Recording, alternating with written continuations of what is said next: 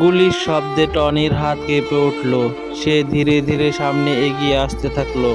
সে মাটিতে পড়ে থাকতে দেখলো একটি মেয়েকে, মুখে তার কালো ওড়না। ওড়নাটা সরাতেই টনির বুক কেঁপে উঠল। সালমা, ও সালমা! টনির হাত থেকে বন্দুকটা পড়ে গেল। তার বুকে প্রচণ্ড ব্যথা শুরু হয়ে গেল। সালমার বুক থেকে রক্ত ঝরছে। সে কষ্ট করে চোখ খুলে বলল, টনি, তুমি?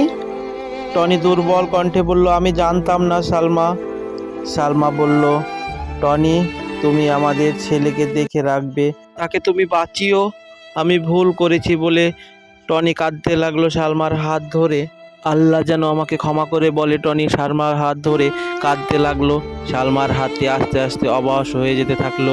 হঠাৎ চারিদিক থেকে পুলিশের ছাদ ঘেরাও করলো।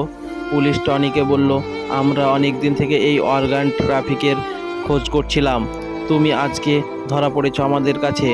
আরও 2জন লোক আছে এর সঙ্গে যুক্ত। টনি মনে করলো ওকে যে প্রস্তাবটি দিয়েছিল তারা 2জন এর সঙ্গেই যুক্ত। ওরা দরিদ্র বাবা মায়ের কাছ থেকে টাকা দিয়ে সন্তানদের নিয়ে কিডনি, হার্ট সব কিছু বিক্রি করত। আজ ফাঁদ পেতে গোটা চক্রটাকে ধরা হয়েছে, কিন্তু ততক্ষণে সব শেষ। টনি এক দৌড়ে হসপিটালে গেল। ডক্টর টনিকে বলল, তোমার ছেলে এখনও বেঁচে আছে, কিন্তু সময় খুব কম। টনি কান্নায় ভেঙে পড়ল। সেই সময় একটা পুলিশ অফিসার এসে বলল, তোমার স্ত্রী মারা যাওয়ার আগে একটি পেপারে সই করে গেছে। সে তার নিজের অর্গান ডোনেট করতে রাজি হয়েছিল। টনি স্তব্ধ।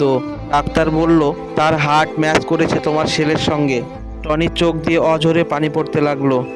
অপারেশনের টেবিলে একদিকে শিশু ও অন্যদিকে মায়ের নিথর দেহ পড়ে আছে। ডাক্তার বেরিয়ে এসে বলল, অপারেশন সাকসেসফুল হয়েছে।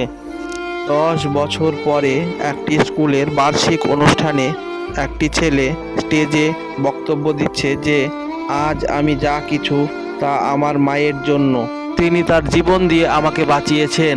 সামনের সারিতে বসে অনুষ্ঠান দেখছে টনি। কিছুক্ষণ পর ছেলেটি টনির কাছে এসে বলল, আব্বা, আম্মু কি আমাকে দেখতে পায়?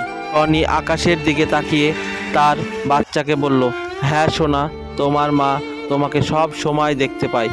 একটা ভুল সিদ্ধান্ত সবার জীবন কেমনভাবে নষ্ট করে দেওয়া হয়েছে এই ভিডিওটির দ্বারা সেটা বোঝানো হয়েছে।